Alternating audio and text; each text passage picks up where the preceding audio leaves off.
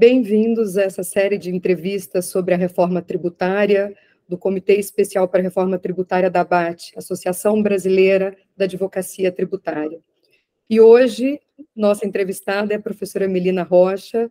Professora Melina, em nome da diretoria da ABAT, do nosso presidente, o Halley Henares, eu a cumprimento e agradeço o seu tempo nesse sábado à tarde. Estamos cá a tratar da reforma tributária.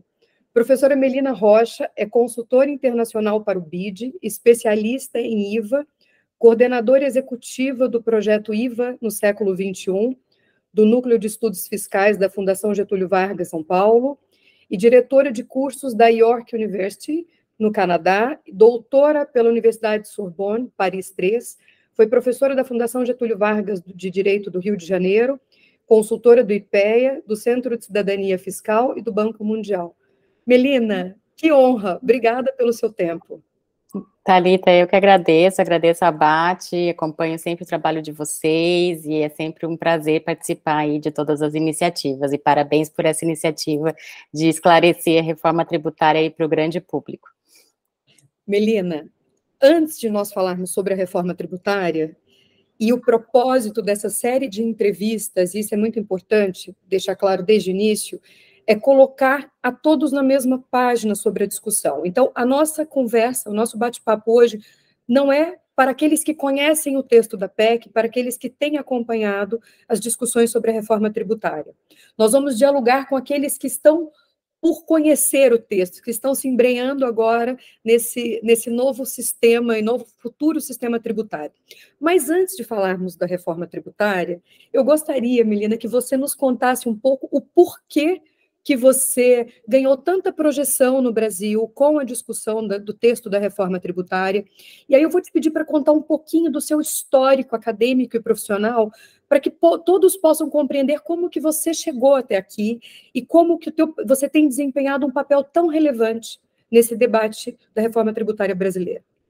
Claro, Thalita, não, então eu comecei a tratar da reforma tributária já no meu mestrado, né, que eu comecei em 2007, o meu mestrado na França, e aí esse projeto, inclusive que eu submeti até, eu ganhei uma bolsa de estudos da União Europeia, né, era uma bolsa de estudos para jovens líderes latino-americanos, então eu consegui essa bolsa de estudo para estudar na França, e aí o meu projeto de estudo era justamente estudar a reforma tributária do Brasil, de uma perspectiva histórica, mas principalmente também política e federativa. Então, meu objeto principal de estudo, já desde o meu mestrado, que começou em 2007, foi tentar entender por que a reforma tributária no Brasil nunca tinha sido aprovada, apesar, né, de inúmeras discussões, inúmeros projetos, desde da nossa Constituinte de 88 ao menos, né, ou até antes disso. Então, eu comecei lá em 2007, uma pesquisa extensa que culminou na minha tese de doutorado, que eu defendi também lá na França, em 2013.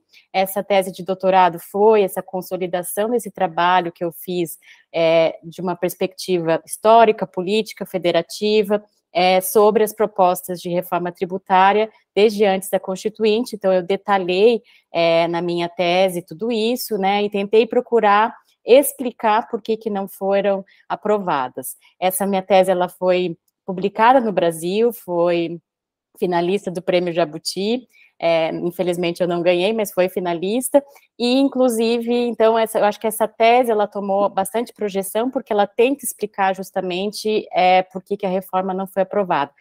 E uma das minhas conclusões foi justamente que a reforma até hoje não foi aprovada por conta dos interesses e conflitos federativos, né? Então, nós sempre tivemos algum conflito federativo entre União, estados e municípios, e dentro dos estados, entre estados mais ricos, mais pobres, etc. Então, isso que eu mostro detalhadamente na minha tese, e é por isso que, então, logo depois da minha tese, eu comecei a dar aula na FGV Direito Rio, continuei com esse projeto de pesquisa, e também fui consultora externa do IPEA, num projeto de reforma tributária. Nesse projeto do IPEA, nós desenvolvemos o IVA dual, né, então, que é base da proposta agora, que está sendo votada, já foi aprovada na Câmara e no Senado. Então, lá no IPEA, sob a presidência do professor Ernesto Losardo, eles tinham essa proposta da gente elaborar uma proposta de reforma tributária que fosse politicamente viável, né? Então, naquela época, essa pesquisa específica começou em 2017, eu vim para o Canadá em 2017, dentro desse projeto de pesquisa, para estudar o modelo canadense, que é um dos modelos de IVA dual do mundo, junto com a Índia, né? Trabalhei aqui na UFT como visiting scholar com o professor Richard Bird, que o professor Richard Bird, infelizmente, faleceu há 2 anos atrás, mas ele é, ao meu ver, um dos maiores especialistas de IVA no mundo. Ele implementou o IVA, segundo ele, né, porque ele foi consultor do FMI por muitos anos, então ele implementou em mais de 70 países do mundo, ajudou a implementar direto ou indiretamente o IVA.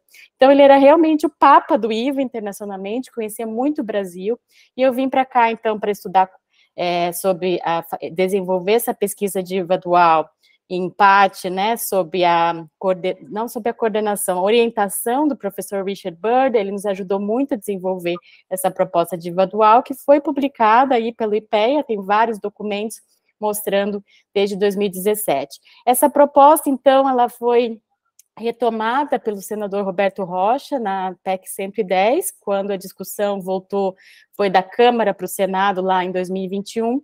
O senador Roberto Rocha adotou isso no relatório dele, né? Então, quase 70% do texto que a gente tem hoje é o texto do senador Roberto Rocha na PEC 110. É muito engraçado que, se a gente bater o histórico das PECs, né, o texto que a gente tem hoje, ele não vem tanto da proposta original da PEC 45, mas ele vem mais da PEC 110, porque foi justamente a PEC que instituiu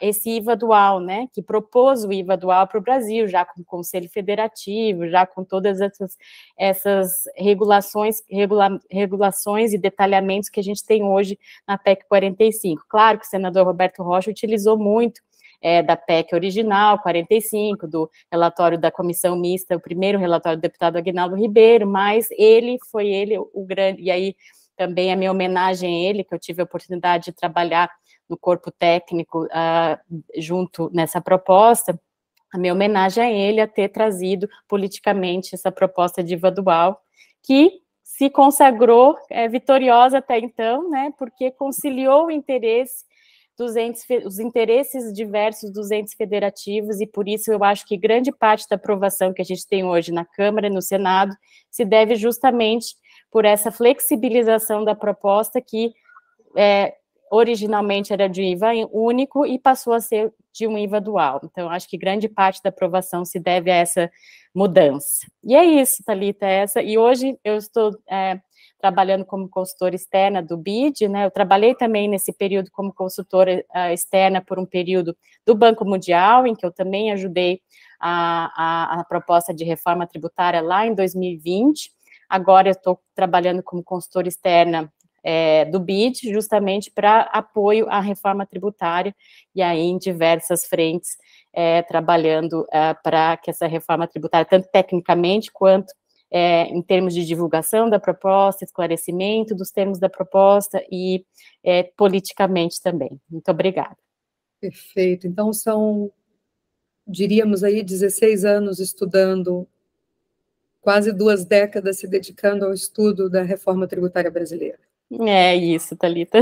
Passa tão rápido que a gente até perde as contas, né? Parabéns pela trajetória, Melina. Melina, e em razão da sua trajetória, esse foi o motivo que nós, na ABAT, a convidamos para fazer essa entrevista, e essa entrevista com você, ela tem um propósito brincávamos agora há pouco, né, Melina? Ela tem um propósito de fazer um trailer, de construirmos um trailer aqui durante esse nosso bate-papo sobre o que é esta PEC que se discute, essa reforma tributária sobre o consumo. Então, esse nosso bate-papo, nós selecionamos alguns pontos, o que nós consideramos até então os pontos principais, mais relevantes dessa reforma tributária, para colocar luzes nesses pontos, e ato sequencial, em outras entrevistas, nós conversaremos sobre cada um desses pontos específicos. Então, Melina, vamos começar agora. Você já falou um pouco do IVA dual, mas eu vou te pedir para a gente dar um passo atrás ainda, e vou te pedir para contar para a gente como que é a matriz tributária brasileira, e como que ela é dividida, e por que nós chamamos essa reforma tributária que seria a reforma tributária do direito material, de reforma do consumo, reforma tributária sobre o consumo. Claro, Thalita. Então, em geral, né, não só no Brasil, mas em geral, se a gente vê nos outros países do mundo, geralmente os países, eles tributam algumas bases, né? Então, em geral, a gente tem o imposto de renda, e o imposto de renda, ele é bem forte em países mais desenvolvidos, mais ricos. Nós temos a tributação sobre a folha de salários, que, em geral, ela é destinada justamente para a Seguridade Social, e nós temos sobre a propriedade, né, que também, em geral, mesmo se a gente olhar no cenário internacional, ela não é tão alta, mas, em geral, mais alta que aqui no Brasil. E, por último, a base consumo, que, em geral, países menos desenvolvidos, mais pobres, tendem a ter a base consumo mais fortemente tributada, né, porque não podem tirar tanta arrecadação do imposto de renda. Então, é por isso que essa reforma, a gente está exatamente agora falando somente dessa base consumo, que no Brasil, nós temos uma base muito fragmentada em termos de tributação, né, Thalita? Como você sabe, nós temos sobre essa base inúmeros tributos incididos sobre essa base, o que, em geral, no mundo todo, se aplica um só tributo, que é o IVA. Então, justamente, a gente está tentando passar de uma base fragmentada, em que tributa pelo ISS, ICMS, PIS, COFINS, IPI, então, uma parte os serviços vai para os municípios, as mercadorias para o serviço, uma parte fica sem tributar, né? Nós temos uma parte, por exemplo, locações que não são tributadas nem por um, nem por outro. Então, o que a gente está tentando fazer é justamente reunir todos esses tributos que hoje são fragmentados num só, que na verdade dois, mas que serão totalmente harmonizados, que é o IBS e a CBS. Então, é disso que a gente está tratando nessa reforma e na nossa conversa hoje. Perfeito. Então, Melina, você trouxe aqui na sua fala dois elementos que eu vou destacar para a gente já passar para o próximo ponto. E eu acho que são aspectos que a gente precisa colocar luzes neles, né? Você disse que países mais pobres têm uma grande tributação no consumo. E a tributação sobre o consumo, ela gera desigualdade. Podemos dar... Bom, Thalita, não digo desigualdade, eu digo que a tributação sobre o consumo, ela tende a ser mais regressiva que a tributação sobre a renda. Porque na tributação sobre a renda, a gente consegue tributar mais, né, através de uma estrutura de alíquota, de diferenciação de alíquotas, a gente consegue tributar mais quem ganha mais, né? Então, por isso que a tributação sobre a renda, ela pode ser mais progressiva. Já a tributação sobre o consumo, porque ela tributa igual todo mundo que consome, né, e todo mundo que consome, os ricos consomem, os pobres consomem, ela tende a ser regressiva, porque ela tende a ter um peso mais forte sobre as famílias de baixa renda, né? Então, por exemplo, as famílias de baixa renda, o consumo delas corresponde a uma parte maior da renda delas, e é por isso que se diz que a tributação é regressiva, porque recai mais fortemente sobre famílias mais pobres, né? E aí a gente tem mecanismos que a gente pode tratar aqui, que é justamente o cashback, para tentar diminuir essa regressividade. Então, daria para pensar, Melina, que essa alteração do sistema tributário, da reforma da tributação sobre o consumo, ele tenderia a implementar uma maior justiça fiscal para o país? Sim, Thalita, eu não tenho dúvidas, né, e eu não sou economista, mas eu estudo bastante economia, justamente porque eu acho que é muito importante para essa reforma nós temos o entendimento econômico também, não só jurídico, mas tem estudos que mostram, e aí cito o Gobet Orair, pesquisadores do IPEA, a Débora que está, e o Edson da UFMG, e eles colocam estudos que já comprovaram que o impacto da PEC 45 é positivo em termos de redistribuição social, principalmente por dois motivos. O primeiro motivo é que a gente vai, de certa forma, igualar a tributação de bens, mercadorias e serviços, né, por conta dessa alíquota que vamos ter, em princípio, fora os regimes diferenciados, especiais, mas, em geral, a alíquota vai ser única para bens e serviços, que hoje não ocorre. Hoje, a gente tributa menos, né, com uma alíquota muito menor, serviços, né, a alíquota máxima é de 5%, só que os serviços são consumidos prioritariamente por famílias mais ricas. Então, o que acontece hoje? A gente está deixando de tributar famílias mais ricas e, por conta de serviços, de bens e mercadorias e alguns serviços como telecomunicação, transporte, que são utilizados também por famílias mais pobres, serem sobre energia elétrica, serem sobretributados, tributação mais forte sobre essas mercadorias e serviços que são mais consumidos pelas famílias mais pobres, o que faz, então, que hoje o nosso sistema, ele tributa mais as famílias mais pobres e menos as famílias mais ricas, somente por essa diferenciação de alíquota entre serviços, bens, mercadorias e os serviços tributados pelo ICMS, no caso. Quando a gente equipara tudo, isso quer dizer que a gente vai aumentar um pouco mais a carga tributária de famílias mais ricas, porque vamos ter aí uma equiparação, né, um nivelamento da carga tributária de serviços, bens, mercadorias, e por isso, só por essa mudança, já tem um impacto redistributivo muito positivo. Além disso, né, claro que se colocou na PEC, a gente vai poder trabalhar falar um pouco mais disso, alguns regimes diferenciados de alíquotas reduzidas, né, mas nesses estudos mostravam que se a alíquota fosse igual, né, para todos os bens e serviços, sem dar alíquota zero para a cesta básica, por exemplo, ou alíquota reduzida para certos bens e serviços, o impacto seria ainda maior, e aí, porque aí você tributaria todo mundo, né, porque quem consome mais, Thalita, cesta básica? Quem consome mais cesta básica, em termos nominais, são as famílias mais ricas, né? Então, as famílias mais ricas vão consumir mensalmente muito mais itens da cesta básica. Então, quando você desonera a cesta básica, na verdade, você está desonerando essas famílias que poderiam pagar pelo tributo. Então, já há inúmeras pesquisas internacionais e mesmo nacionais mostrando que seria mais eficiente você tributar e devolver o dinheiro de forma destinada a famílias mais pobres.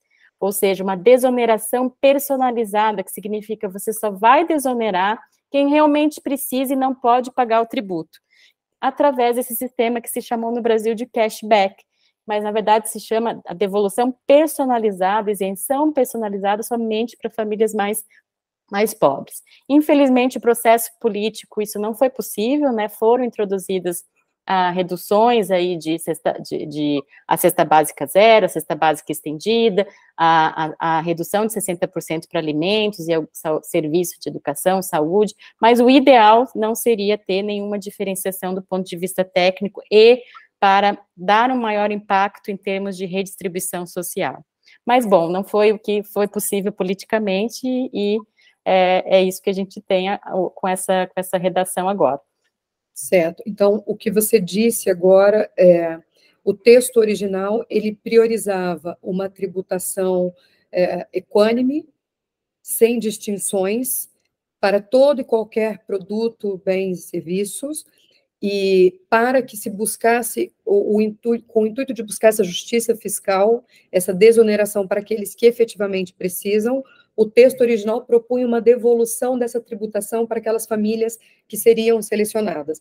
Mas, em razão de todo um processo político, de elementos políticos, isso não foi possível, porque hoje o nosso atual sistema, ele desonera toda a cesta básica, independente aquele que ganha um salário mínimo, aquele que ganha 50 mil reais por mês, vão pagar o mesmo valor pelo produto. Então, a desoneração não está naquele que adquire, naquele que consome, mas naquele que realiza a venda. Por isso que hoje o holofote, as luzes estão sobre o empresário e não sobre o efetivo consumidor, o adquirente, aquele que paga o tributo. Eu posso entender dessa maneira a sua fala? Exatamente, Thalita, exatamente. Eu acho que a proposta inicial, original da PEC 45 estava alinhada, né, a esse modelo ideal que vem de estudos técnicos, econômicos, jurídicos, de todo mundo, falando que o mais eficiente do ponto de vista, não só da redistribuição de renda, mas para eliminar complexidade, para diminuir contencioso, né, porque qualquer diferenciação que se coloca no sistema, isso cria contencioso, né, cria problemas de classificação. Então, além dessa questão redistributiva, também para você ter um sistema em que se diminui exponencialmente esse tipo de discussão. Então, a PEC 45 era essa proposta, assim como você descreveu, era alíquota única, sem diferenciação, sem regime diferenciado, e aí você tinha devolução do tributo às famílias de baixa renda de forma personalizada, justamente para evitar que elas sejam oneradas, né, com tributo sobre o consumo. já que elas não têm capacidade contributiva, digamos assim, para isso daria ampliaria a base do tributo, porque você poderia arrecadar de quem pode, dos mais ricos, e aí distribuir o dinheiro aos mais pobres. Então, do ponto de vista técnico, né, isso seria o ideal. Mas, digamos, Thalita, é bom também que a gente tenha em mente que esse ideal, ele foi alcançado por pouquíssimos países do mundo, né, mais da metade dos países do mundo, hoje a gente tem 174 países com IVA,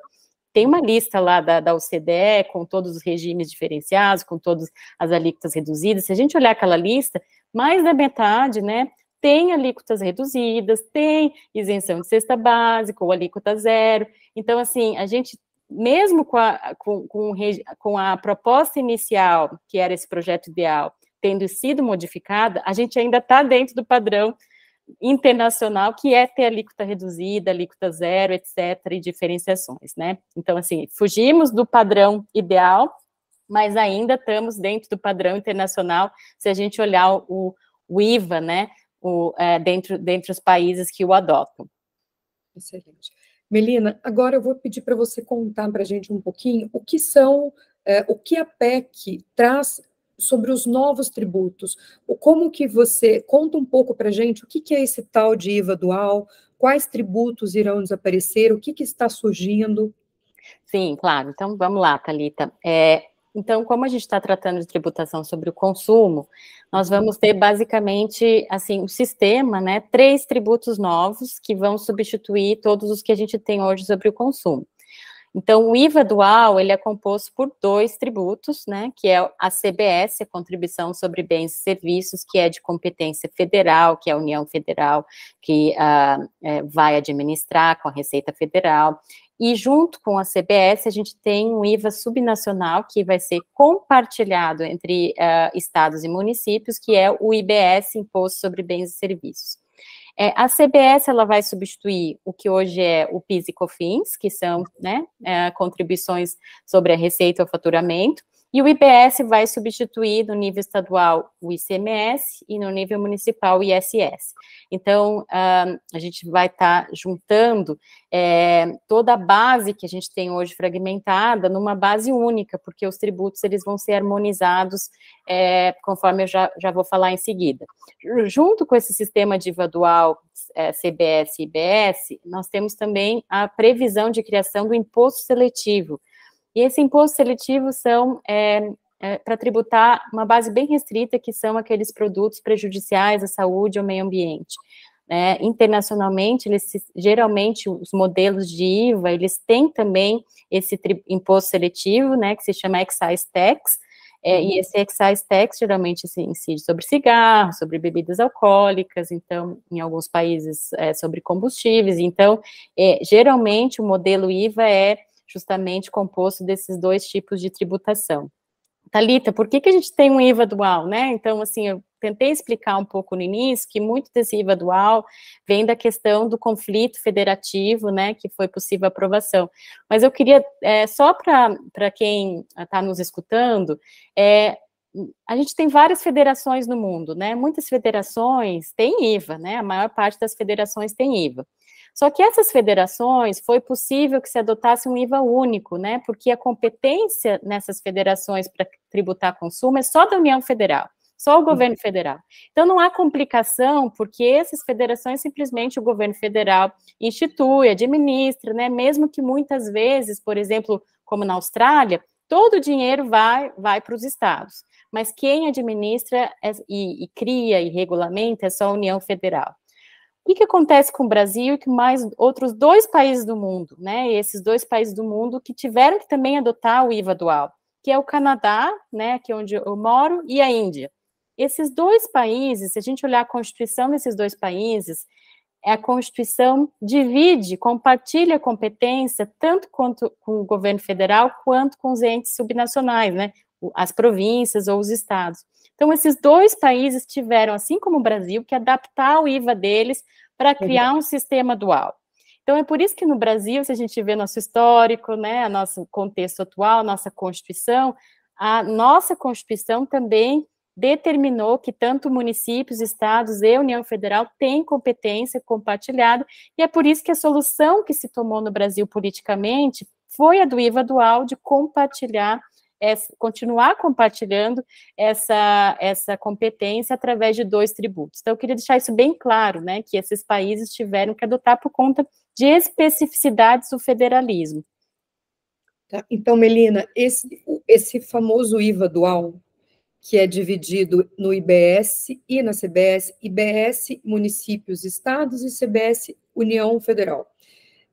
Eu tenho dito, eu não sei se você concorda que a gente pode usar esse termo, que são o IBS e a CBS são 2 irmãos siameses, porque a ideia eles vão ter uma única regulamentação, um único esqueleto, uma única estrutura, mas a necessidade desta dualidade, de um IVA se dividir em 2 tributos, é em razão do nosso histórico federativo. Isso se deve em razão de, como na Índia e no Canadá, onde você vive hoje, diferente de todos os demais países, como você nos tem ensinado ao longo desses últimos anos, no nosso histórico, na nossa origem, nós temos União, Estados e Distrito Federal, cada qual com o seu tributo, o tributo que ele chama de, né, meu tributo, minha autonomia, autonomia financeira, autonomia legislativa, e essa discussão sobre autonomia financeira e legislativa se tornou um problema para nós, e nós tivemos que equalizar isso aí. Então, a solução política para este problema, Melina, nós podemos entender que foi a criação de um IVA dual que tem dois filhos siameses, 2 irmãos siameses. Isso. Eu vou entender dessa maneira. Exatamente. Então, eu vou te pedir agora para já passar para o fato gerador, para aquele evento que é realizado, que vai dar origem ao dever de pagar esse tributo, que agora, e aí, Melina, só para todo mundo nos acompanhar muito bem, quando a gente pega o ISS dos municípios, o ICMS dos estados, o IPI da União Federal, o PIS/COFINS da União Federal, coloca tudo dentro de um liquidificador e sai dali um IVA dual e o imposto seletivo, que a gente vai deixar o seletivo para depois, mas sai esse IVA dual com esses 2 irmãos siameses, agora, ao invés de discutir distintas materialidades, motivos pelos quais nós pagamos cada um desses tributos, a gente vai discutir uma única materialidade.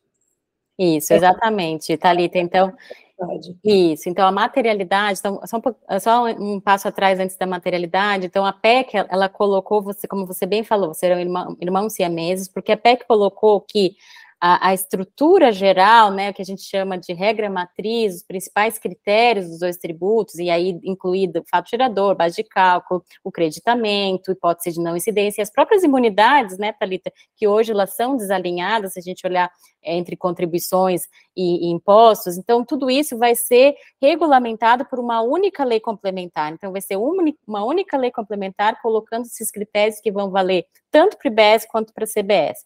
E aí, é por isso, então, que a gente tem a materialidade que será comum, e é uma materialidade que espelha a base ampla do IVA. O IVA, ele deve incide em todo mundo sobre uma base ampla que significa todas as operações com bens, e aí bens materiais e imateriais.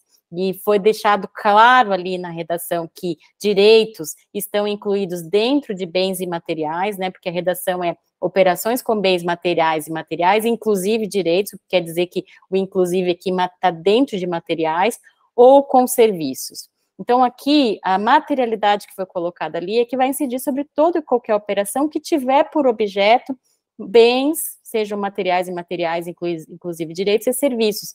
E operações, Thalita, quer dizer operações, qualquer tipo de fornecimento, de negócio jurídico que tenha por objeto bens ou serviços, né? Isso significa uma compra e venda, uma locação, né, que hoje não é tributada, uma licenciamento, cessão de direito, por exemplo, que é como a gente transaciona com bens imateriais, como um software, por exemplo, a própria prestação de serviço, um arrendamento mercantil. Então, assim, operações é algo que a gente não tem definido, né, pela PEC, mas se você olhar lá na PEC 110 do senador Roberto Rocha, ele tinha colocado uma lista, né, exemplificativa do que poderia estar dentro de operações. Então, é uma operações em sentido largo, todo e qualquer fornecimento e negócio jurídico que tenha por objeto bens materiais, e serviços e bens imateriais também. Além disso, por conta do IVA ser um tributo no destino, né, o que significa tributo no destino no panorama internacional de comércio exterior? Significa que as exportações são desoneradas, mas as importações são tributadas pelo IVA, né? Então, também incide sobre importação de bens materiais e imateriais, inclusive direitos e serviços, né? E essa é uma segunda materialidade, Thalita, que é junto com a materialidade de operações. Então, basicamente, nós temos essas duas materialidades, operações e importação, além das materialidades que serão um pouco diferentes em alguns regimes específicos, né? Cuja materialidade a gente pode até tratar um pouco, pode ser faturamento ou receita, tal como é PIS/COFINS hoje. Mas a materialidade geral é operações e importações. Melina, você frisou muito todas as operações. E talvez para quem não esteja no dia a dia no tributário, não, isso passe um pouco batido. E aí só reforça para a gente, explica por que essa ênfase no todas as operações. Isso, hoje em dia, no nosso atual sistema, ele gera controvérsias. Nós temos problemas de litigiosidade, o empresariado brasileiro tem dificuldade com o atual sistema dentro do que seria ou não tributado pelo consumo, para que você tenha frisado tanto todas as operações? Sim, Thalita, a gente tem muita discussão, né? Acho que como você bem sabe, então, por exemplo, o ICMS, nós temos essa materialidade de circulação de mercadorias, né? E aí o STF, de certa forma, já consolidou que a circulação de mercadorias envolveria só a transferência de propriedade, né? A compra e venda. Então, por exemplo, uma locação não estaria sujeito, e já tem até súmula do STF falando que locação de bem móvel, né, no caso era um guindaste, no caso dessa súmula, né, então locação de bens móveis não estão sujeitos ao ICMS por conta de não estarem dentro da materialidade. No caso dos serviços também, o STF recentemente julgou o caso do software, porque havia justamente a discussão se o software é uma mercadoria, né, e ao meu ver deveria ser tratada como mercadoria, porque é um bem intangível, um bem, né, software é um bem intangível que você cede ou faz o licenciamento, ou um serviço. E aí, Thalita, o STF decidiu que estaria dentro da materialidade de serviço e tributado pelo ISS. E aí eu quero chamar a atenção em outra coisa, a PEC, por conta justamente talvez dessa questão de que no Brasil nunca se chegou a uma definição de serviços, né, Thalita? A gente sempre falou, mas o que entra dentro do ISS? O que é essa prestação de serviço? E aí a gente começa com aquela coisa, uma obrigação de fazer contra a obrigação de dar, um fornecimento de uma utilidade, mais recentemente o STF. Então, nunca se chegou a nenhuma definição clara do que é serviço, e isso é muito difícil, a gente está num momento da economia em que é muito difícil também de você definir o que é serviço, né? Às vezes você tem o serviço, às vezes você tem o intangível junto com o serviço, as duas coisas juntas, então é muito difícil essa definição, e eu acho que a PEC trouxe algo ali, que colocou que, já veio da Câmara, que colocou que a lei complementar poderá estabelecer o conceito de operações com serviço, seu alcance e conteúdo, e pode admitir que essa definição seja por exclusão, ou seja, essa definição pode ser qualquer operação que não seja com bem material e imaterial, inclusive direito. O que isso quer dizer? Quer dizer que a lei complementar, ela poderá trazer uma definição por exclusão falando o seguinte, olha, se a operação não envolver, não for classificada como bem material, imaterial ou direito, tudo que não for bem material, imaterial ou direito vai ser serviço por exclusão. Ou seja, você não precisa mais ter uma definição do que é serviço, porque pode ser por exclusão, você só vai ver se tem um bem material, imaterial ou um direito, se não tiver nada disso, por exclusão vai ser serviço, sem que seja preciso, efetivamente, qualquer definição de serviço. Eu acho que essa disposição está alinhada aos IVAs mais modernos, O IVA europeu, ele é um pouco mais antigo, ele não tem isso. O IVA europeu, ele classifica como serviço tudo que não é transferência de propriedade. Então, na Europa, uma locação, um software, está dentro do conceito de serviço. Mas aqui no Canadá, que tem um IVA mais moderno, está alinhada com essa definição que foi colocada ali na PEC. Então, eu acho que é um grande avanço essa questão e a lei complementar que vai tratar disso. Perfeito. Então, Melina, o que nós estamos dizendo aqui, em outras palavras, todas as discussões, essa de software, por exemplo, acho que ficou 15 anos até ter uma solução, 20 anos no Supremo. Então, todas essas discussões que nós vivenciamos hoje, se determinada situação é serviço, é mercadoria, ou se não é nenhum dos dois e não estaria sujeita à tributação, elas deixarão de existir com essa nova proposta desse sistema da tributação sobre o consumo. É claro que outros problemas podem e devem surgir, o que é natural que aconteça, mas esses problemas já conhecidos e de longa data perpetuados, eles deixarão de ser um problema. Acredito que sim, Thalita. Então, quanto à base da materialidade, né? Isso. Thalita, no cenário internacional, a gente só precisa ver se houve uma operação, supply, né? No internacionalmente a gente fala supply, né? Operação. Então, por exemplo, assim, teve uma discussão na Alemanha sobre o metaverso. Aqui no Brasil se fala, mas metaverso é serviço, é tributado pelo ISS ou uma mercadoria tributada pelo ICMS?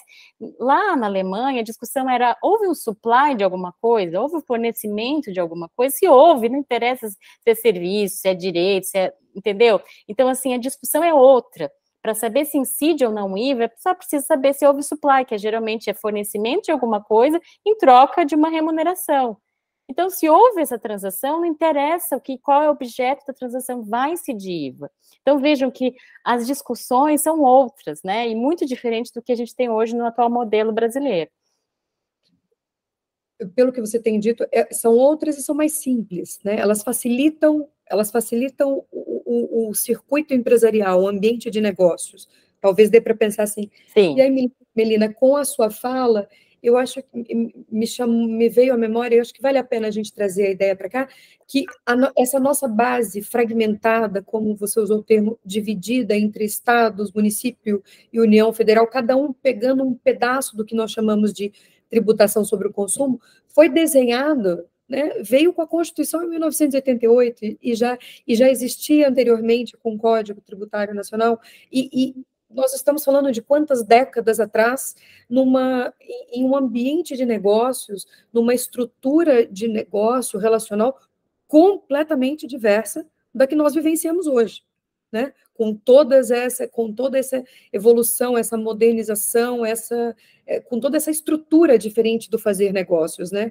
Então, talvez nós estejamos nos adaptando a esse novo mercado mundial, talvez. E aí, Melina, você fez 2 comentários também, quando você falou da materialidade, quando você falou da tributação, sobre a importação. Então, toda importação, independente de serviço, mercadoria, não serviço, ela será tributada, e as exportações, elas seguem a atual estrutura do nosso sistema tributário, que é eu permitir um barateamento do custo do bem, do produto, do serviço, para que ele tenha uma maior competitividade no mercado internacional. Essa é a leitura adequada? Isso, exatamente, Thalita, exatamente. As exportações vão ser desoneradas, e aí, Thalita, o tema das exportações é interessante, se a gente já quiser ir para o tema da não cumulatividade, porque hoje a gente já tem as exportações desoneradas pelo texto constitucional, né? Acontece que as nossas exportações não são desoneradas economicamente. Por quê? Porque a gente tem muita cumulatividade na cadeia produtiva, de forma que nossos produtos são exportados com imposto, porque a gente tem muito... O que é não cumulatividade? Tá, então vamos lá. Então, a não cumulatividade, a cumulatividade primeiro. A cumulatividade é quando o tributo ele vai incidindo no meio da cadeia, e aí os agentes no meio da cadeia, seja um produtor, seja um comerciante, um distribuidor ou até um prestador de serviço, ele não consegue recuperar esses tributos na forma de crédito. Então, o IVA, ele é plurifásico, né? O que quer dizer plurifásico? vai incidir em qualquer operação, desde a produção até o consumidor final.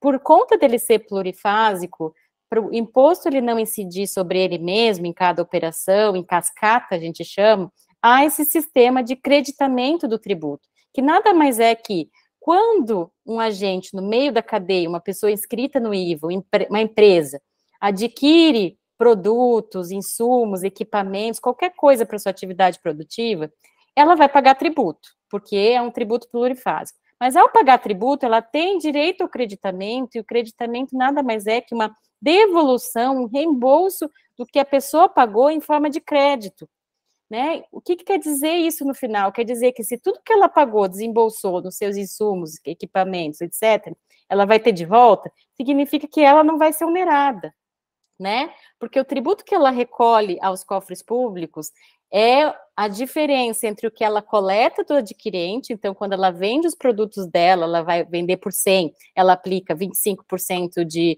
IVA, né? Então, ela vai cobrar do adquirente 125, esse 25 não é ela que está pagando, é o adquirente dos produtos dela. Ela pega esse 25 e se credita de tudo que ela pagou. Vamos supor que ela pagou 15 de IVA nos insumos. Então, ela vai recolher aos cofres públicos 25, que não foi ela que pagou, mas o adquirente dela, menos os 15, que foi efetivamente o que ela pagou nos insumos e nas aquisições dela. Então, ela vai recolher a diferença, que é 25 menos 15, 10, né? Mas como ela pegou esses 15 que ela pagou nas aquisições, ela está se sendo reembolsada através de crédito. Isso tem que ficar claro, né? Então, ela não está pagando nada, ela não está pagando efetivamente nada com esse creditamento. Hoje, o nosso sistema tributário tem várias maneiras em que não há o creditamento pleno, tanto nos tributos que se dizem por si só não cumulativos, né, Thalita? O próprio IPI, PIS/COFINS e o ICMS, eles se dizem não cumulativos. São tributos que têm crédito. Mas o crédito tem inúmeras restrições que todos nós, o empresário conhece, todos nós conhecemos. Por exemplo, no ICMS não é possível creditamento de bens para uso e consumo, o próprio equipamento para ativo fixo, maquinário, tem uma restrição temporal de creditamento. O IPI, PIS/COFINS, tem toda uma discussão se integra ao produto final, não se integra, de forma que há muita cumulatividade hoje, né? Muito tributo que o empresário paga e que ele não pode se recuperar. Com o IVA e o IBS, está no texto constitucional que o empresário, né, o sujeito passivo, o contribuinte, vai poder se creditar de todo e qualquer tributo pago nas suas aquisições. A única exceção são aquelas que já estão previstas no próprio texto constitucional, ou bens considerados de uso e consumo pessoal, que serão definidos para a lei complementar. Ou seja, bens de consumo para uso pessoal, claro, a lei complementar vai definir, mas em geral são aqueles tributos, assim, são aquelas produtos comprados para utilização do sócio, pessoal do sócio, né, ou alguma coisa muito específica, né. Então, o que isso quer dizer é que, com a reforma, o creditamento vai ser pleno e muito mais amplo do que a gente tem hoje. Hoje, por conta desse creditamento ser extremamente limitado, por conta dessas restrições que eu acabei de falar, por conta da gente ter tributos cumulativos, como o próprio ISS, é um tributo cumulativo por si só, o PIS/COFINS, o sistema cumulativo, é cumulativo. Então, por conta disso, a gente tem uma oneração da cadeia produtiva. Os nossos produtores, comerciantes, prestadores de serviço no meio da cadeia estão tendo uma oneração, e isso entra como custo no produto e serviços e nas nossas exportações. Então, hoje, nós no Brasil, consumidores finais, a gente está pagando um preço muito mais caro por conta dessa cumulatividade na cadeia, de tributos que não foram recuperados e entraram como custo, aumentaram o preço dos produtos. E é por isso que as nossas exportações hoje não são desoneradas, porque há essa cumulatividade e estima-se, né, uma estimativa, eu acho que da CNI, se não me engano, 10% do preço dos nossos produtos que são exportados correspondem a tributos que não são recuperados. Então, por isso que a reforma, efetivamente, ao eliminar a cumulatividade na cadeia, vai ter, sim, uma verdadeira desoneração das nossas exportações, o que impacta na competitividade dos nossos produtos internacionalmente e das nossas empresas, né, nossos produtores nacionais e internacionalmente. Então, por isso que a não cumulatividade é muito importante para a desoneração da exportação. Melina, então a não cumulatividade, ela é extremamente importante para a desoneração das exportações e é um dos pilares, eu acho que dá para dizer que é um dos pilares desta reforma tributária. É porque então hoje nós temos ali toda essa base fragmentada do consumo, que o ISS é cumulativo, os outros são chamados de tributos não cumulativos, ainda que eu tenha ali PIS/COFINS no regime cumulativo, mas dentro de cada um desses outros tributos, a gente tem problemas de restrições, litígios, nomenclaturas, fenômenos jurídicos diferentes ali para o ICMS, especialmente, crédito presumido, base de cálculo reduzida, isenção, alíquota zero, e vários outros primos desses elementos que tolhem o direito de implementar esta não cumulatividade. Então, é por isso que você diz que com esta nova reforma, com a PEC 45, que seria, na realidade, aqui a Melina está dizendo a 110, mas a 45 é a maior forma. Então, hoje, nós conseguiríamos, com esse novo sistema, implementar uma efetiva não cumulatividade, já que não criaríamos essas restrições para além da já prevista na Constituição Federal, e nós evitaríamos toda essa cadeia de resíduos, de cumulatividade dos tributos que foram recolhidos e que não se consegue abater. O recado sobre a não cumulatividade. Exatamente, Thalita, exatamente. Eu acredito, eu sou muito positiva com relação a isso, porque a não cumulatividade, como você falou, é um pilar do IVA, e no Brasil a gente não tem, e assim, eu acredito que com o texto que foi aprovado, vai ter uma maior garantia da não cumulatividade, e assim, uma desoneração, uma diminuição do preço final ao consumidor. Exatamente isso. Melina, então agora vamos falar da famosa alíquota. Vamos sair, chegar na alíquota. Okay. Por que a discussão da alíquota tem ganho tanto destaque com essa reforma tributária? O que acontece com esse debate da alíquota, Melina? Bom, Thalita, eu acho que assim, debate da alíquota, eu acho que, bom, ganhou assim, está sendo muito debatida a questão da alíquota, principalmente assim para o público em geral e também dentro do meio político, né? Porque está se colocando que a alíquota vai ter entre 25% e 27,5%, né? Depois dessas alterações do Senado, já houve aí algumas exposições públicas aí tanto do ministro da Fazenda quanto do secretário Bernardo Api, que a alíquota poderia chegar a 27,5%.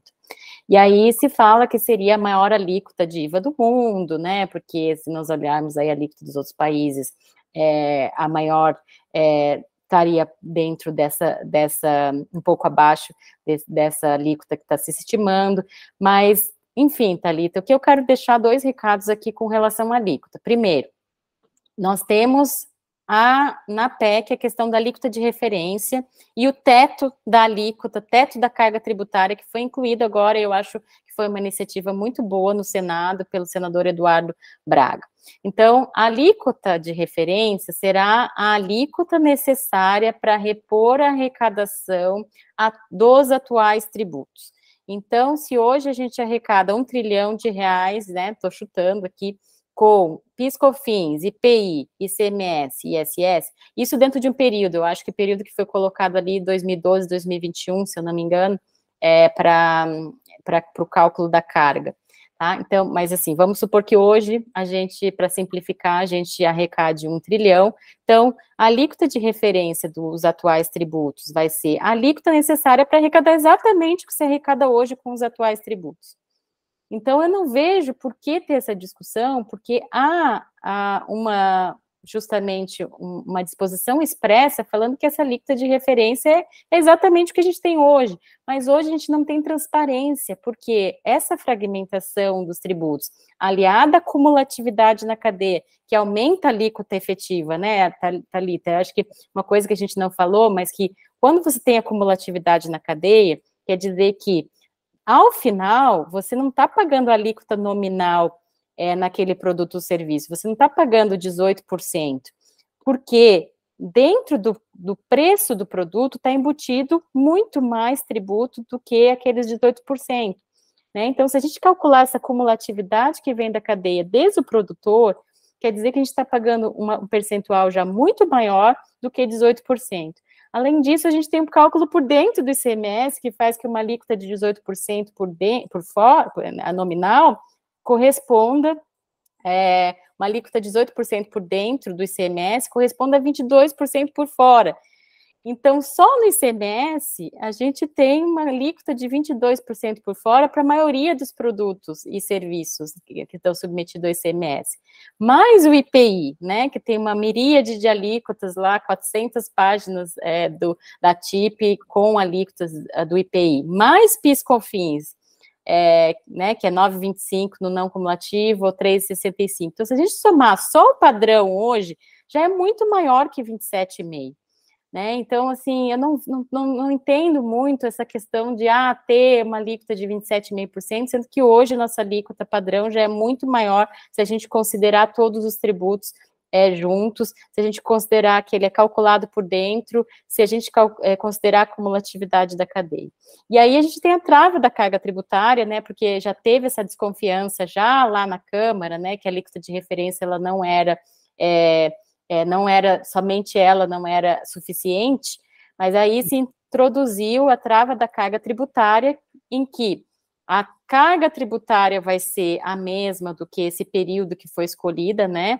E aí a alíquota de referência ela vai ter que mudar para cima ou para baixo de acordo com o que vai se arrecadar com os novos tributos. Então, assim, eu tenho total confiança, Thalita, que a carga tributária não vai aumentar por conta desses dois dispositivos, seja a alíquota de referência, seja a trava da carga tributária, que vão garantir justamente que a arrecadação vai ser exatamente o que a gente arrecada hoje. Se a gente vai arrecadar exatamente a mesma coisa, quer dizer que qualquer alíquota que seja a necessária para arrecadar o que é hoje, não aumenta a carga tributária, é o que a gente já arrecada hoje, é o maior IVA do mundo que a gente já tem hoje. Né, só vai trazer mais transparência, porque os atuais tributos, como uma série de motivos que a gente tratou aqui, não tem transparência ao consumidor final, e aí o IVA vai trazer transparência, você vai estar lá 27,5% na nota, vai ser aquilo que você está pagando efetivamente, não tem nada escondido, não tem nada embutido, o cálculo é por fora, então, assim, a transparência que vai trazer é de algo que já existe hoje, é esse meu recado com relação à alíquota, Thalita. Tá. Então, Melina, de acordo com a sua fala, em relação à alíquota, hoje nós temos, até você usou, né, o termo alíquota nominal, alíquota efetiva, a gente tem um cálculo por dentro, tem um cálculo por fora, que talvez para aqueles que não estejam no dia a dia do tributário, isso fique um pouco confuso, mas, em outras palavras, isso significa que a alíquota que é apresentada não é a alíquota que efetivamente é paga pelo consumidor final. Isso para um tributo, por exemplo, para o ICMS. Então, quando a gente acrescenta outros tributos nesse montante, nesse combo da tributação, hoje, nós não sabemos, de acordo com a sua fala, nós não conhecemos efetivamente a tributação, a efetiva alíquota do tributo sobre o consumo no Brasil. E com esse novo sistema, nós teríamos uma maior transparência, e talvez essa maior transparência, e aí, Melina, até um desejo meu, do fundo do coração, assim, que talvez essa maior transparência, maior conhecimento do quanto se paga a título de tributo pelo cidadão, nos coloque num outro patamar de discussões políticas que nos permita discutir a população, eu estou falando da população, discutir e começar a prestar atenção para que possamos discutir o orçamento público. Porque todo o problema da tributação, ele se origina no orçamento público, né? Nos gastos, nas qualidades do gasto público. Mas, enfim, então, e você trouxe um outro elemento muito importante, Melina, que eu gostaria de ressaltar, e é um clamor público, essa trava, esse teto da tributação. Então, deixa eu ver se eu compreendi bem. O que você disse nós temos uma regra nesse texto da PEC que proíbe que o pacote da arrecadação ultrapasse essa década de referência. Então, para acalmar os ânimos dos cidadãos, de todos nós aqui, os nossos políticos estabeleceram, e talvez até deles, né, Melina, por conhecer todo esse nosso histórico, eles estabeleceram um teto, e o que deve acontecer é um reajuste da tributação entre os setores. Esse é um detalhe, é um dado de muita cautela, de muito receio, de muito medo. O que se arrecada não pode aumentar, mas dentro das cadeias dos setores vai haver um reajuste na tributação. Isso mesmo, Thalita, exatamente. Então, a gente tem o teto da carga tributária, então a alíquota de referência vai se ajustar conforme esse teto, para mais ou para menos, e aí, obviamente, que a carga tributária global, portanto, ela vai ser a mesma que a gente tem hoje, mas, obviamente, por conta das distorções que a gente tem hoje, né, das diferenciações entre produtos e serviços, diferenciações entre setores, os inúmeros regimes benéficos que a gente tem hoje que vão acabar, regimes diferenciados, benefícios fiscais, vai haver um reequilíbrio entre setores, entre empresas, porque às vezes a gente tem empresas dentro do mesmo setor produzindo o mesmo produto, exatamente a mesma coisa, uma com regime especial, outra não, então a carga tributária delas é diferente, né, do produto que é embutido no que elas vendem. Então, vejam, assim, vai haver um reequilíbrio entre empresas, entre setores, entre mercadorias e serviços, com certeza vai haver, mas para fins de equalizar todo mundo, né, o que é natural dentro de um sistema minimamente republicano, digamos assim. Meline, aproveitando já agora, eu queria que você explicasse para a gente que é um outro pilar desta reforma do IVA, né, desse imposto sobre valor agregado, o que é a mudança da tributação da origem, o que significa dizer mudança da tributação da origem para o destino, e como, eu queria te pedir para você contar isso tecnicamente para a gente, e como isso se reflete em termos de políticas públicas, de compreensão da tributação do consumo. Ótimo, Thalita. Eu acho que a tributação do destino é outro pilar do IVA, né, junto com a base ampla e com a não cumulatividade. Hoje nós temos, e aí desde os primórdios do sistema do ICMS, uma tributação parcialmente na origem, né, e aí quando a gente diz na origem, principalmente nas operações interestaduais. Essa tributação na origem, aos poucos, ela foi já passando, né, para o destino, por exemplo, com a PEC do comércio eletrônico, né, que introduziu a questão do DIFAL, do diferencial de alíquota, em que você tem que pagar, né, a recolher uma parte quando vende a consumidor final. Então, já teve uma evolução dentro do ICMS da origem para o destino, digamos assim, mas ainda é incompleta. E aí, a tributação que a gente tem hoje do ICMS na origem, ela criou vários problemas. O principal problema, bem conhecido, é a guerra fiscal, porque como a tributação é onde está localizada os produtores, né, estão localizados as empresas, os estados, eles têm esse incentivo e esse instrumento, digamos assim, de diminuir a tributação no seu território para certas empresas, né, se localizarem, virem a se localizar no seu território, e isso criou a guerra fiscal, né, essa atração de investimento por meio do ICMS, o que foi um impacto muito negativo no nosso país, porque no final todos os estados, inclusive São Paulo, que em tese nem precisaria, tem que lançar mão de benefícios do ICMS para atrair investimentos, senão as empresas não vêm para o seu território. Então, agora a proposta é de que a tributação vai ser no destino. O que significa isso? A alíquota vai ser aplicada e a destinação dos recursos vão para o estado e município de destino do adquirente do produto ou serviço. Então, por exemplo, se um empresário está localizado no município de São Paulo, no estado de São Paulo, ele vende online para alguém que está lá em Salvador, na Bahia, ele vai ter que, nessa venda, aplicar a alíquota estadual da Bahia, a alíquota municipal de Salvador, né? E assim vai para todo o país, né? Então, não há mais essa tributação de operação interestadual na origem, acabou isso. E aí, então, mas a gente tem que ver que para o consumidor é assim que vai funcionar desde o primeiro dia, né? Você aplica a alíquota do destino de quem adquiriu, onde ele está localizado, onde o produto vai ser entregue. A lei complementar vai detalhar isso, porque vai depender do tipo de operação, né, Thalita? Se é uma venda de mercadoria, para onde a mercadoria está sendo destinada. Se é um serviço, né, vai depender onde a pessoa reside, ou onde o serviço é prestado. Então, vai ter esse detalhamento feito pela lei complementar. Então, para o contribuinte, a aplicação da alíquota no destino vai ser, desde o início, implementada. Mas eu quero deixar só, não vou entrar em detalhes, mas para fins federativos, há um período de transição em que a arrecadação ela vai ser feita conforme o destino, mas a distribuição do dinheiro ainda por 50 anos, ela vai gradualmente sendo passado da origem para o destino. Mas isso só vale para os entes federativos, porque foi um acordo, né, que foi possível a aprovação da reforma para garantir que hoje os estados mais ricos e municípios mais ricos não tenham tanto impacto na sua arrecadação. Mas isso não vale para as empresas e não vale para o consumidor final, tá? Então, o que vale é a tributação do destino já desde o início.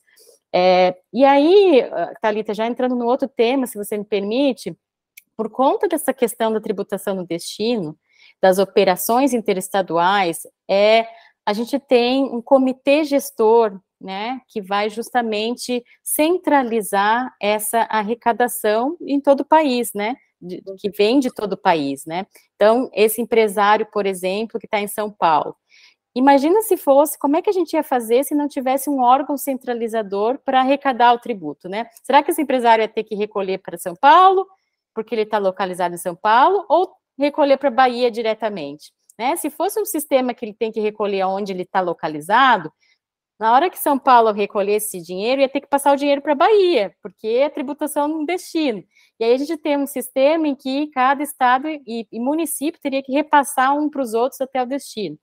Ou se fosse o contrário, se ele tivesse que recolher direto para a Bahia, porque ele está vendendo para a Bahia e a alíquota da Bahia, ele ia ter que se inscrever em todos os entes federativos, em todos os estados, todos os municípios, e recolher para cada um deles, dependendo para onde que ele está vendendo. Então, Thalita, vejam que, por conta disso, foi preciso criar um comitê gestor para centralizar tudo isso. Esse empresário, ele só vai precisar se inscrever e recolher para esse comitê gestor. O comitê gestor ele vai receber essas informações através da nota fiscal eletrônica, vai saber, olha, esse tributo está indo lá para, esse produto está indo lá para Bahia, para Salvador, então esse dinheiro eu vou recolher dessa pessoa que está em São Paulo, vou mandar lá para Bahia e para Salvador. Então, é isso, os empresários de todo o Brasil vão ter uma enorme simplificação, porque não precisam mais se inscrever em 27 estados e potencialmente 5.570 municípios, e é por isso que esse comitê gestor, que vai centralizar a arrecadação, ele é fundamental e um pilar da reforma para permitir justamente a operacionalização desse modelo no destino. O comitê gestor, Melina, ele até pela sua fala, nós percebemos que é uma nova ferramenta que tem causado um pouco de pânico. Eu acho que estou muito receio do nosso histórico de comportamental, fisco, contribuinte, mas o que você está dizendo, talvez em outras palavras, é que esse comitê gestor é um órgão administrativo que tem um braço ali bancário, ele tem a função de receber essa tributação, e esse órgão, esse comitê gestor, desejamos blindado, centralize esse dinheiro e repasse para os entes e devolva para o contribuinte quando do seu direito ao creditamento. Então, seria uma espécie de, uma forma de isolar o dinheiro da arrecadação tributária, evitando que ele venha para a mão de cada um dos entes, municípios, estados, e aí, né, e depois volte para o contribuinte, depois, e a gente evita esse passeio do dinheiro e essas amarras que essa arrecadação teria e esse creditamento. E nós aguardamos agora a lei complementar para delinear como que vai ser essa função desse comitê gestor. Correto? Isso, não, exatamente, Thalita, acho que você tocou num ponto ótimo, que é, além de concentrar e centralizar essa arrecadação, também vai garantir os créditos, né, dos contribuintes, porque hoje, Thalita, como você bem sabe, o creditamento das empresas fica dependente da disponibilidade financeira de cada estado.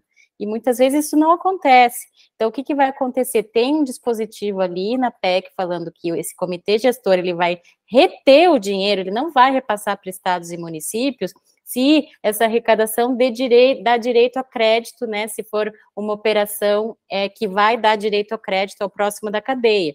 O que quer dizer que essa pessoa não vai ter o seu crédito glosado, como acontece, por exemplo, em algumas operações interestaduais, né, você vai de um estado para outro, um estado deu crédito presumido, o outro estado fala, não, você teve crédito presumido, não pagou tributo, eu vou glosar seu crédito aqui. Então, não existe mais essa coisa de glosar crédito. Se o contribuinte tiver acumular crédito, né, vamos supor um exportador, ele vai ter esse crédito devolvido pelo comitê gestor, sem que isso, como você falou, vá para os cofres do Tesouro estaduais, depois volte para o contribuinte, isso não vai acontecer porque vai estar centralizado. O dinheiro, ele só vai para o cofre dos estados e municípios, só vai ser distribuído para eles quando for operação para consumidor final, porque aí sim o tributo é devido a eles, aí sim toda a cadeia produtiva se consumou e aí o dinheiro realmente virou arrecadação. Porque até então, esse dinheiro no meio da cadeia que é arrecadado é para assegurar o crédito do próximo da cadeia. Então, além disso, o comitê gestor também é fundamental para que haja a implementação e operacionalização da não cumulatividade efetivamente, né? Porque hoje a gente não tem também a não cumulatividade por conta dos estados não devolverem crédito para os contribuintes. Então, esse comitê gestor, ele é uma decorrência necessária dessa estrutura, desse novo tributo, desse novo IVA. É uma decorrência obrigatória, porque eu preciso de uma entidade, de um centro administrativo para regulamentar para fazer o recebimento e o repasse dos valores, para que ele não tenha que ir para a mão de estados enquanto ente federado, e depois voltar para o contribuinte. E a gente evitaria uma série de problemas os quais a gente convive a longa data, certo? Isso, e necessário justamente para implementar o IVA no nível municipal. Até seria possível fazer algum sistema no nível estadual, de um repassar dinheiro para o outro, mas assim, para assegurar a não cumulatividade, para assegurar a simplificação para o contribuinte, para assegurar essa repartição dos recursos entre entes federativos, mas para assegurar principalmente o IVA no nível municipal, o comitê gestor é efetivamente necessário e um pilar da reforma. Melina, e falando em comitê gestor, já nesse combo do administrar, como que você vê o papel da fiscalização com o IVA dual? Bom, Thalita, eu acho, então ali, o comitê gestor, ele vai ter essa competência de arrecadar o tributo, efetuar as compensações, o creditamento, distribuir aos entes públicos, editar o regulamento, que o regulamento também vai ser o único, e aí tem um dispositivo lá que o comitê gestor, ele vai coordenar as atividades de fiscalização, que vai ser feito pelos estados e municípios. Então, a fiscalização, Thalita, vai ainda ser feita pelos órgãos, né, administrativos da Fazenda Pública de estados e municípios, mas de forma coordenada por esse comitê gestor, né, porque não vai se acabar com nenhuma carreira, né, não vai se acabar com, com os fiscos estaduais e municipais, mas essa vai ser coordenada justamente para que haja, né, por exemplo, não haja problema de dupla fiscalização, para que haja uma maior eficiência na fiscalização, então vai haver aí uma coordenação por conta do comitê, mas ela vai ser efetivamente exercida pelas administrações tributárias, e igualmente o papel da Procuradoria de Estado, Distrito Federal e municípios, que vão também permanecer tal como são hoje. Então, a fiscalização e lançamento. Aí tem dois dispositivos bem interessantes ali, Thalita, que é a questão de coordenar a fiscalização, o lançamento, a interpretação da CBS e do IBS, né? Porque se o comitê gestor ele vai fazer essa harmonização em termos de IBS, em termos de fazenda estadual e municipal, a gente ainda poderia ter algum descompasso entre a CBS e o IBS, porque a administração vai ser totalmente separada. né? Lembrando que a União não tem presença no comitê gestor, não tem qualquer participação no comitê gestor, então poderia haver algum descompasso entre esse comitê gestor e a Receita Federal. Mas daí foram introduzidos 2 dispositivos, um falando que o comitê gestor e a Receita Federal vão compartilhar informações, vão atuar com vista a harmonizar normas, interpretações, obrigações acessórias, procedimentos, né, para que haja uma única nota fiscal eletrônica, uma única, digamos, pode ser uma única declaração também, então, isso aqui eu estou falando que pode ser, não sei, uma única declaração com o campo da CBS, com o campo do IBS, né, mas que pode ser a mesma para os 2 tributos, que vão ter também soluções integradas para administração e cobrança do tributo, além de também prever uma integração também do contencioso administrativo, que pode ser integrado, e ainda não se sabe, a lei complementar vai criar isso, do IBS da CBS, né? Então, vejam que há 3 dispositivos, na verdade, falando da integração, da fiscalização, autuação, interpretação e contencioso administrativo entre a CBS e o IBS, o que eu acho muito positivo, apesar de ser 2 tributos separados e, em princípio, né, poder ter alguma discrepância entre eles, mas tudo indica que, pela PEC, a vontade é que não haja nenhuma discrepância ou diferenciação na aplicação desses 2 tributos. Então, o que você nos conta agora é que esses 3 dispositivos, eles têm exatamente o propósito de fazer com que esses 2 tributos, que são o IBS e a CBS, que é o IVA dual, eles sigam sendo siameses, né? Eles não percorram caminhos distintos, seja via fiscalização, cobrança, interpretação de uma materialidade, de um destino. Então, o propósito é que haja uma cooperação entre o Comitê Gestor e a Secretaria da Receita Federal do Brasil para que exista uma harmonização. Logo, Melina, nós podemos entender que um grande receio de que a União teria um papel muito superior a estados e municípios, essa possibilidade não existe em razão desta cooperação e não de uma submissão de estados e municípios à União Federal.